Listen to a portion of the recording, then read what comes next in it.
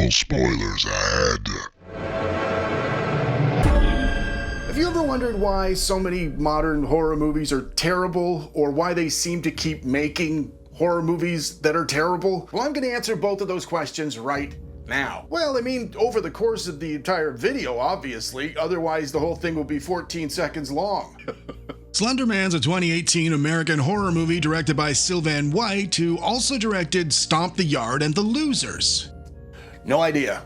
The movie draws inspiration from an internet urban legend that came from a Photoshop contest on the Something Awful forum that went on to become a creepypasta character. You might remember back in 2014 there was a real-life stabbing incident when two female teenage morons committed a violent act against their friend and said they did it to appease Slender Man. Well, we're not giving them any attention today. This is another movie I am totally comfy dunking on because, as you're about to see, it made zero effort to scare anybody. There is no character development, and there is literally no story. Critics and regular audience members, folks like you and I, thought Slender Man was highly disappointing and painfully predictable, and even a special type of horrible. And yet, on an approximate $10 million budget, it made roughly $51 million. And that is why Slender Man is the perfect example of why there's a mile-long line to produce the next shitty horror movie. Let me take you through the plot. The plot. The movie opens with Katie and her bestie Haley fondling each other's hair and talking a load of shite and taking selfies on the school bleachers. Let me get something out of the way really quick. Slender Man's main characters are 4 girls. They're acted by Annalise Basso, Julia Tellez, Jazz Sinclair, and Joey King. And in this movie, none of them can act. Not that that matters nowadays. What matters nowadays is that they're pretty. I'm not saying there's anything unhealthy about that being your primary focus. Have I mentioned that Joey King's had a nose job and breast implants already and she's only 23? I wonder if life's gonna hit her kinda hard when she touches 40. Sorry. Here's the problem. The writer, David Burke, writes about as well as I present these videos. So the girls are dull and featureless stereotypes, and it's impossible to tell any of them apart in terms of their behaviors or characteristics or mannerisms. The only one I can differentiate is Haley, played by Julia Tellez, and she stands out because she's constantly pulling a bake. It's like she's under the impression she's posing for a photo in her bedroom and not acting in front of a live movie camera. So for the rest of the review, I will do my best to get all their character names right, but no promises. As I was saying before I so rudely interrupted me, the movie opens with Katie and Haley yipping away about a bunch of bullshit on the bleachers. And when they meet up with their other besties, Ren and Chloe, our set of superficial starlets is fully assembled. And if you thought the bullshit dialogue was powerful with Katie and Haley, combined into a single unit, these girls are like when lesser Transformers combine with each other to form a mega shallow bullshit machine. And then the girls bump into the boys, and the one that matters is Tom, and he's played by Alex Fitzallen. And the boys are doing something secretive that night. So Ren makes a sexual suggestion because she's the edgy one. Then Haley poses her face before telling everyone she's got to go get her sister. And before she goes, she tells all the girls she loves them all, because that's how normal teenage human girls speak to each other in large mixed crowds when their dialogue's written by this guy. Back at Haley's house that night, we meet her family, and nothing interesting happens beyond the next face pose. Then Ren arrives, and Haley's little sister answers the door. And if I was Haley's little sister and I'd answered the door, I'd have been all like, "You guys have to let me hang out with you tonight. I swear to God I won't embarrass you. I have been working so hard on my face poses." Yeah, not tonight, Grasshopper. Sorry, maybe next time. You're supposed to be high school students from 2018, and you just referenced a TV show from 1972. And just for a little perspective, that was long enough ago that Warner Brothers got away with putting some squinty eye makeup on an American man to make him look half Chinese, instead of just letting Bruce Lee, the man that they stole the show from, actually star in it. Well done, man. Yes. I don't actually want to hang out with you guys anymore. You feel really fake to me all of a sudden, like some 80-year-old guy wrote you. So the mega shallow bullshit machine get together in Katie's basement and keep the edginess going by talking about pornography. Then they watch pornography. Also, have I mentioned this is the man that wrote this movie? Is anybody else getting creepier vibes from him than the movie itself? After Ren makes more sausage innuendos, Chloe tells the girls the boys are contacting Slender Man tonight, so Ren convinces them to hop online so they can do it too. What they find rolls off the tongue like Shakespeare or the aftermath of an epileptic fit. Allow me to save you the trouble of reading it. Those who hear the 3 bells toll accept his invitation. When you hear the first, you must close your eyes, keeping words unspoken. If one wants to hear, you must listen closely, for they are soft and distant. With eyes still closed and mind wide open, clear your thoughts and await the second, opening your eyes only once you've heard the third. Now compare that, for instance, with maybe... It's a real mystery why Slender Man never gained an audience. In it. And then we're treated to some rip-off video footage from 2002's The Ring that creates less of an impact than a 6-year-old child's Halloween crayon drawings. So they all go to bed, and Haley has a dream filled with cheap special effects and sped-up footage. When she wakes up, it's a week later, and she's in her own bed. Was this all a transition? Has she been having bad dreams all week? Is this the first one since that night? Who fucking knows? Then the gang goes on a school trip to a cemetery, cause of course they did, and everyone's hair is perfect, and Tom is looking super dreamy. Haley asks the girls if they've been having nightmares, and Ren says she's still thinking about the Ring movie rip-off video stuff. Then Katie veers off and starts staring into the distance, and she tells everyone she's fine, but then she disappears. But they don't show anything, they just cut to 3 hours later when the police are there, and in scary movie writing terms, this is referred to as "this guy's not good at scary movie writing." A couple of days later, or a week later, or a month later, who knows really, she's still missing, and Haley and her little sister are hanging out in their room. Right in the middle of one of Haley's face poses, they hear noises downstairs. So in a brave and unexpected move, all 89 pounds of Haley goes downstairs to check it out. And maybe, unbeknownst to us, one of her facial poses has Zoolander-like powers. And after 2 to 3 jump scare noises, it turns out to be Katie's father, and he's all angry and drunk and blaming Haley for his daughter's disappearance. So the police show up, and Haley's dad threatens to beat up Katie's dad after he's in the police car, not while he was in his daughter's bedroom assaulting her. It's the thought that counts. The next day in school, the boys say they never bothered with the Slender Man thing, and when Haley tells the girls Katie's drunk dad broke in the night before, they prove my point about them all being the exact same character. What? What? It's like a bunch of seagulls going after a stray French fry in a Burger King parking lot. Anyways, as if on cue at the 20-minute point, this is where Slender Man takes a faceplant off of a cliff. Ready?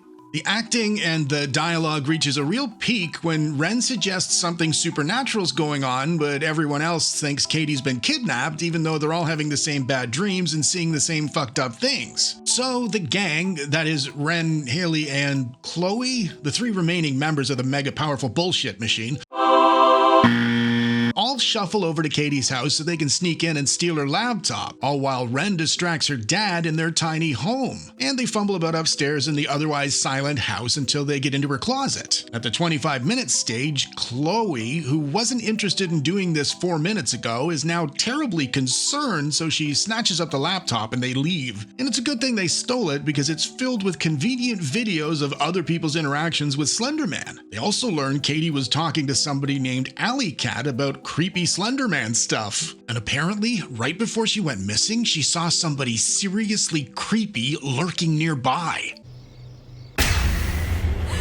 Unfortunately for us in the audience, our writing genius pervert also wrote in a scene showing Katie filming herself the second she went missing. Then Ren gets into a chat on Katie's laptop with Alley Cat, and Alley Cat happens to know what they need to do if they want to see their friend again. So the next day in school, in a scene I'm guessing marks the point a lot of people turned the movie off, because I certainly wanted to, Ren tells the girls what she learned the night before and allow me to demonstrate some of the genius pervert's stellar dialogue. He gets in your head like a virus. Like a computer virus that infects your hard drive, but instead of your hard drive, it's your brain. If you do ever watch this movie, Don't. Close your eyes during this scene and you won't be able to tell which of the girls is speaking. So she suggests they go into the forest to sacrifice something each of them love in exchange for their friend. And they do that. After Ren explains the 74 rules of what they're doing, she emphasizes rule 75, which is nobody is allowed to remove their blindfolds. Nobody. I'm okay. Parkour. Because apparently if you look him in the face, you'll go insane or you'll die depending on the person, and isn't that exciting given these are all the same fucking person? I know you're not going to believe this, but Chloe takes off her blindfold and looks at Slender Man. Now I know, by this point in this story, you've all become as attached to Carol as I have. What with all the character development and relatability a 70-year-old man with no previous similar experience can write into a horror movie teenage girl in 2023. And as such, like me, you're probably concerned for her safety and well-being. And I'm sorry to tell you, when it comes to Christine, things don't turn out very well. Some mysterious, undisclosed period of time later, Slender Man comes to Chloe's house and shows her he's coming in on her phone somehow, which is simultaneously creepy and the dumbest thing ever. As much as it pains me to tell you this, he gets her. Then Tom, the pretty guy, asks Haley if she'd like to come to his house this Friday night to show him some of her face poses. And she says yes, even though she's staring at a terrible CGI version of Slender Man across the field the entire time they're talking. You're right. That was petty of me. I'm being mean for mean's sake. Who am I to call out this movie CGI? A lot of hard work probably went into it. I apologize. And then Ren goes to the library, I'm guessing for the first time in her life, to learn whatever she can about the legend, and guess who finds her there? And it is terrifying. Given close up, you can see his rubber glove fingertips are all wobbly. So she throws a wobbler herself, and then Slender Man disappears. So the next morning, Ren brings Haley all the information she gathered, but Haley's suddenly not interested in any of it, even though she's as affected by it as everyone else has been, and she was totally concerned with things in the previous scene. This happens all the time with weak writers. He wrote them according to his own young female stereotype / fantasies apparently, which is exactly why they sat around watching pornography in their first big scene together. He didn't think of them as people, so he didn't bother giving them individual characteristics, which makes it impossible to have tension or conflict arise naturally from the differences in their personalities. So when he reached this point in the story, he thought, it feels like something's missing. I know, I'll just make the girls fight and that'll give the appearance of conflict. But if you have half a brain, it'll feel fake and contrived and a bit confusing, which it does. And this continues into the next scene when Haley essentially tells Ren to fuck off at the exact minute they should be closest to each other as per the plot. And she goes to Tom, the pretty guy's house, and jumps on him immediately after he puts on one of his dad's records. That never worked for me as a young fella. And again, my dad was into polka music. And then the only actually scary thing in the movie happens when Tom, the pretty guy, kisses Haley like he's a dog trying to get a spider out from under the couch. And then we're treated to some really special effects. So, despite it being 2018, at the literal height of the Me Too movement, Tom the pretty guy isn't deterred at all by her screaming like a maniac and kicking him off of her. And why is that? Because she's pretty. Then back in class, or maybe it's night school, I'm not really sure, maybe it's 20 years later and they've all got careers and homes and families, Tom strolls into a classroom and he's not himself. When Haley sees marks on his arms, she knows he's contacted Slender Man too, and that cranks up the tension a notch, doesn't it? No, it doesn't, because there wasn't any tension to begin with. And you would know that already if you were paying attention to this review. But you probably weren't, because even my heartfelt witty quips can't make this movie watchable. So I forgive you for flipping around on your phone right now or staring at one of your freakishly long toenails. Just hit the like button and subscribe if you haven't already, and I'll call us even. Haley has a dream or something, I can't fucking tell anymore, and then she demonstrates an inability to even be able to cough convincingly. Then Haley's little sister's taken into hospital, which does feel really random, but there's probably a good chance I just faded a bit in the last minutes myself. I can't subscribe to my own channel more than once. but I did hit the like button. But then Haley goes onto the laptop that I could have sworn Ren had, and she finds a video of Ren taking her little sister into the forest to sacrifice something she loves to Slender Man. Ren makes sure to get the angles proper for both of them so that we know what's happening, even though we've no idea what's actually happening. Then she goes to Ren's house and finds her about to jump out of her window, and unfortunately she gets to her before she jumps, and we're treated to even more of her acting. And then her phone does the exact same thing Cheryl's did earlier. Remember that terrifying scene that Chloe. I meant Chloe. And then Ren's pulled out of the window by a tree, so Haley goes after her, and then Haley becomes a tree. And that is the end of Slender Man. This is a scary movie that is not scary, delivered by actors who can't act. The supposed professional writer came up with a story that was more confusing and less plausible than Casey Anthony's. Too much? And the special effects were literally no better than my own. Fuck off. And it made $51 million because, and this is a bitter pill to swallow, horror movie fans are vulnerable and needy. And I include myself in that description. We've tasted the exhilaration real fear can bring us at the hands of competent writers and directors. We've grown attached to properly developed characters we've only known for 90 minutes, and we've worried about them as though we were lifelong friends. And the idea we can escape our mundane lives and feel all these things again in the safety of a theater, or even in our homes for the price of admission, keeps us coming back in hopes we might reach those glorious heights again. And the bastards who make these films not only know that about us, they bank on it. So when you think about it, the real question is not, why are there so many terrible horror movies lately? It's, why the hell aren't you and I making terrible horror movies? $51 million with no redeeming qualities. Your mission this week, my friends, should you choose to accept it, get yourself a pad of paper and a pen, get a cheap external microphone, they're like $10 online, plug it into your phone, and get going. Because take it from me, as somebody who pays very close attention to this multi-billion-dollar industry, I've learned through simple observation that literally anybody can make themselves a millionaire. And take my word, as soon as my novel is out of my hands and onto the shelves, I'll be having a go myself. Until next time, folks. What did I tell you?